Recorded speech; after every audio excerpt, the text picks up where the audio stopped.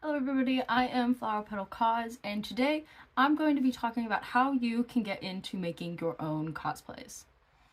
Now, the idea may seem scary and big, but I promise you it is a lot simpler than it seems, and I hope that these few tips and steps that I'm going to talk about can help you out. I'm also going to be making more videos like this in the future based on recommendations or requests or anything that just pops into my head. So make sure you stick around and maybe subscribe if you enjoy what I was talking about today and it was helpful. So we can just get right into it. The first step into getting into making your own costumes would be to pick a character. I suggest picking a character that you really love and you find yourself getting really excited for, because in the long run that will really help you when making the outfit and kind of speeding up the process. Because I know that if I've tried to cosplay characters that I don't know much about or I was only doing because it was popular at the time, I procrastinated on those outfits a whole lot and I definitely didn't have as much fun. Because when you're cosplaying a character that you love, making the outfit, you're going to be excited to make it and like excited to get it done. It will speed up the process for you and make it all more enjoyable overall. When it comes to the character, don't try and let the big costumes and all the bigger pieces scare you away from picking that character, because in the end, even if it is big and intimidating, remember that you can always start small, and it's always recommended to start small. I'm going to use Bakugo as an example just because it's the first thing to come to mind. His outfit is more simpler and less detailed. It's just basically his tank top and those pants and then the buckles and harnesses and stuff. But you get to his gauntlets and you get to his neck piece and more of the accessories, and it can get scary.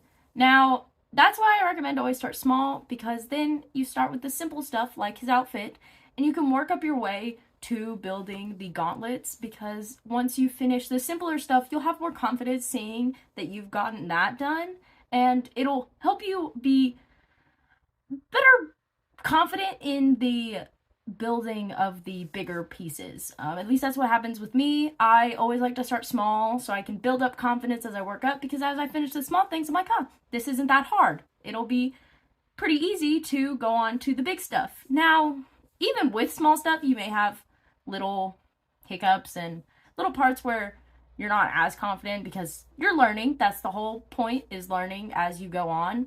But just remember not to let that discourage you, because you can always go back and fix whatever you don't like after you're done. I like to say, as long as it's wearable the first time I make it, I am happy with it. I'm not going to worry about perfecting it the first time.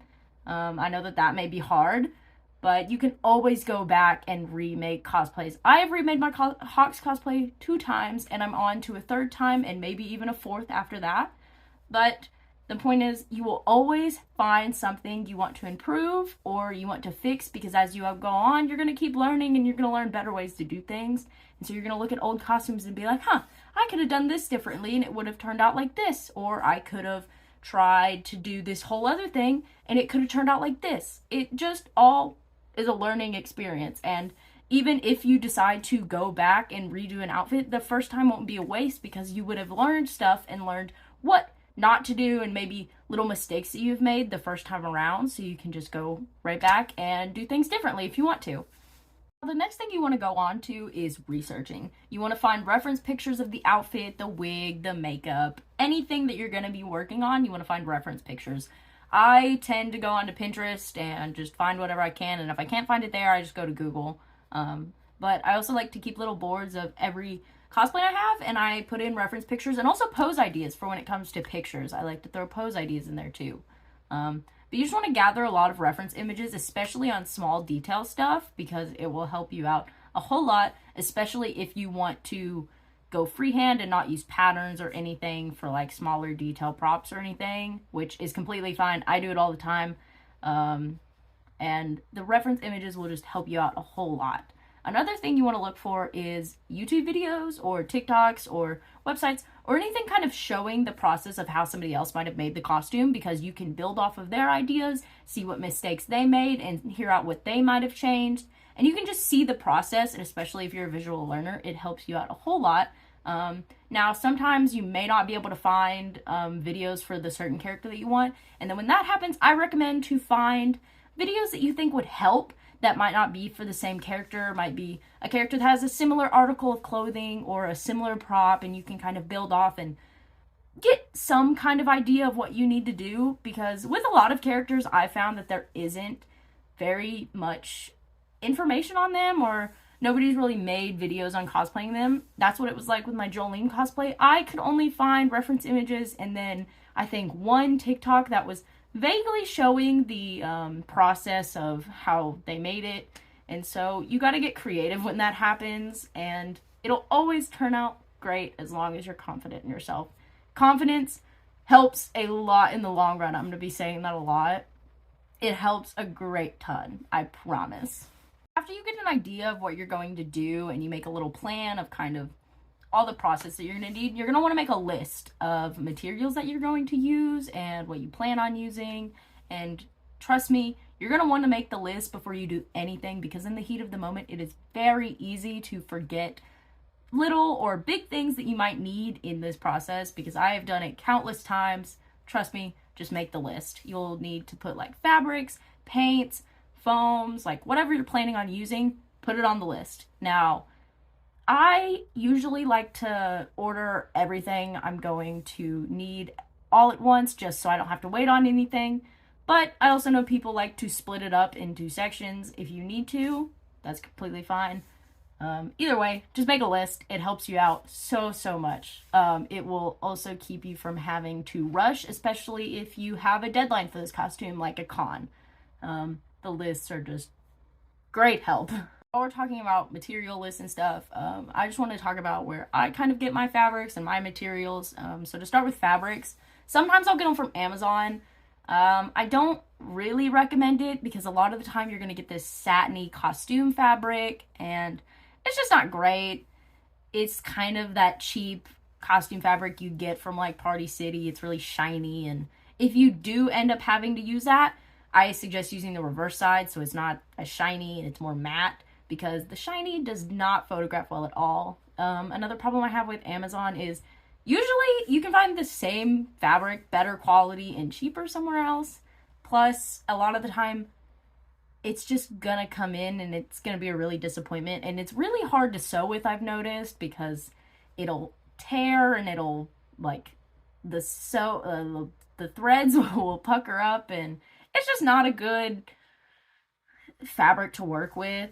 But if it's in a rush and you really don't mind too much, it's a good option. I like to get my holographic fabrics from there, like my shiny kind of stretchy fabrics that I use for Jolene. But I have found that you can get them also from Fabric Wholesale Direct for a better price, which is what I've started using more. Fabric Wholesale Direct is really good in my opinion. A lot of the materials are a lot cheaper, and I haven't had a problem yet. I don't think anybody else has. I haven't heard of anybody having a problem. In general, their fabrics are pretty good quality, and like I said, they're really inexpensive if you need that factor. Big Z Fabrics, I haven't had a chance to order from yet, but I have been looking at fabrics and I haven't heard any complaints, and the prices are rather good. They aren't too expensive. They're not on the cheaper side, but they aren't bad for what you're getting. Another good thing is you could go to thrift stores or you could go to local fabric shops. They also usually have a wide selection of fabrics, and they tend to buy in bulk, so you can get a lot of it and find it all. So definitely local fabric stores. The thing with thrift stores is I know a lot of people, if they can't find fabric, they will find old curtains or bed sheets, and they use that a lot of the time, and they usually have interesting patterns that add a little bit of depth to the costume, even if that pattern isn't necessarily on the character. It's definitely a cool thing to see, and one of the big things is to work with what you can find, especially with like curtains and bed sheets. It's good to just work around with what you have, because a lot of cosplayers, even myself, I tend to find random household objects that I incorporate into my costumes if I can't find something else that I was thinking of. It's all just about being creative. For my foams and my paints and stuff, I don't get too fancy with it. I usually go to Michael's because they have a big like bundle of foam that I can get for pretty decent price, depending on the thickness.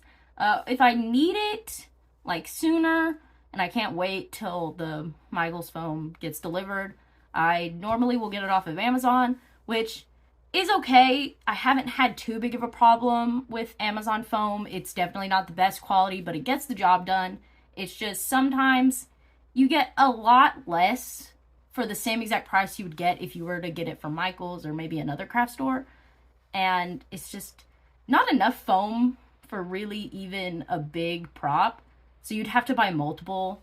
So I just really recommend going to craft stores and seeing if they have it, or if not, get it from Michaels. Or another thing is, I know a lot of cosplayers I watch that focus on prop making, they tend to have foam that they've made on their websites, and I've never had a problem with that. It's just best to look into it before you decide to order it, because it's different for everything. But just make sure wherever you're getting it from, you look into it and make sure that it's enough for what you need. It's good structure and not too flimsy, and just make sure it's good for what you're paying and what you need it for. Paints and anything else like glues and stuff, I usually get it from craft stores or I get it from Walmart. With paint, I'm not too picky on my paint. I tend to just use Apple Barrel, just regular acrylic paint, or for like sealant, Mod Podge. I just tend to get most of my paints and my primers and stuff like that from Walmart, craft stores. It's just easy. If you want to do better quality paints, there are definitely cosplay websites. There's craft stores have way better quality paint. It just depends on what kind of finish you want. And for most of my details, acrylic paint works just fine. It just all depends on what kind of finish or look or just easy you're going for. Just remember, different primers work for different paints, and so looking into the right primers for different paints is always a good thing before just deciding on what paint or glues or anything to use. It just all depends on the finish you want. Now, with bigger tools you might need, like sewing machines or Dremels or heat guns, I recommend starting small. You don't need to get everything just at once, because that will make it cosplay and get really expensive really fast. It all just depends on what you think you need in the moment and what would help you learn. Like, I started with getting a Dremel and a heat gun, and it helped me out in the long run, because those are the two, like, biggest helpful things that you need, especially if you're focusing on just making props like I was.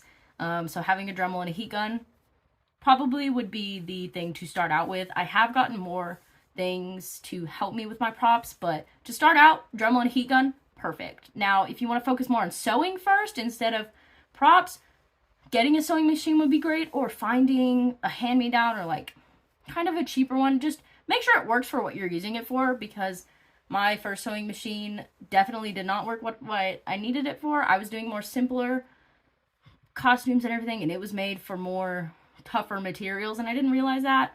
So I ended up having to replace it. Just remember, simpler is always better. In most cases, just make sure it's working for what you need it to, and you don't have to go and buy every single thing you need at once. Decide what you're focusing on at first and get what you need and work your way up. You can build up your collection of what you have, because that's what I've done, and it's definitely been the smarter option and a whole lot cheaper for me. Now, the last thing I'm really going to get into is actually making your costume. Now, when you're making your costume, like I said earlier, if there's something you don't like in the long run, just remember you can always go back and change it and figure out more what you want to do, because the first time is always a learning experience, especially with most cosplays that you will hand make. Sometimes they will turn out perfect and you may have no complaints about them, but for most costumes, it's a learning experience. You're going to go back and you're going to look back and be like, oh, well, I could do this differently, and it could turn out more how I want. Like I said, just remember, as long as it's wearable the first time, I say it's good. Don't worry about perfection the first time around, because a lot of people go back and redo parts on cosplays, and I know I do it all the time, and that's completely okay. When it comes to making your own cosplays, there's not much that I can really say, but I can give you some advice and just little things to expect, especially if you're having problems with anything you're making. Look up videos, look up tutorials, even if it's not related to the character. It could be just sewing tips, or it could be tips on foam, or whatever material you're working with. Looking up tips if you're confused definitely helps. I know sewing is not my biggest strong suit, So every time I make an outfit and I see something that might need some new stitch, or I might want to try a new stitch or different method, I will look it up, and it helps, especially if you're a visual learner. It just helps you better understand, and for me, it makes me more confident watching somebody else do it. It just will help you and help you save time if you look it up and try and look into what you're confused about instead of trying to stare at it and make it do it itself like I do sometimes. Definitely won't do it itself, sadly. If only we had those powers. Another thing is time management. Estimate how long it's going to take you, and then like double it, triple it, something, because it's going to take you 10 times longer than you think it's going to be, especially if you like to really underestimate how long something's going to take you, like I do. Just make sure you give yourself enough time, especially if you have a deadline for like a con, because the last thing you want to be doing is con crunching. Trust me. I think the last few cons are the only times I have not actually had to con crunch, and it has been lovely going to cons with a full night of sleep, having everything done, not having to get up and scramble or stay up all night and scramble to finish everything. It's wonderful. I am really known for con crunching, and rushing it is not good for your costume, and it's not good for you, trust me, because you will be pretty miserable at the con the next day if you have not slept at all or you're stressed about your costume. I know I am like that a lot, and working on your time management skills and giving yourself enough time to work on big costumes definitely helps you out. I hope this video was helpful or cleared some things up for anybody, and I hope the tips were useful. And if I missed anything, please put it down in the comments. If you have anything to add, put it down there. Also, if you have any requests for any future videos you would want to see from me, also put those down there and I will get to them. And I will love to keep making tips and showing processes on my costumes and just anything to do around any of those topics. If you want to see anything specific, remember to let me know and I will make sure I get to it. I hope everybody has a great rest of their day or night or whatever, and I will see you in the next video.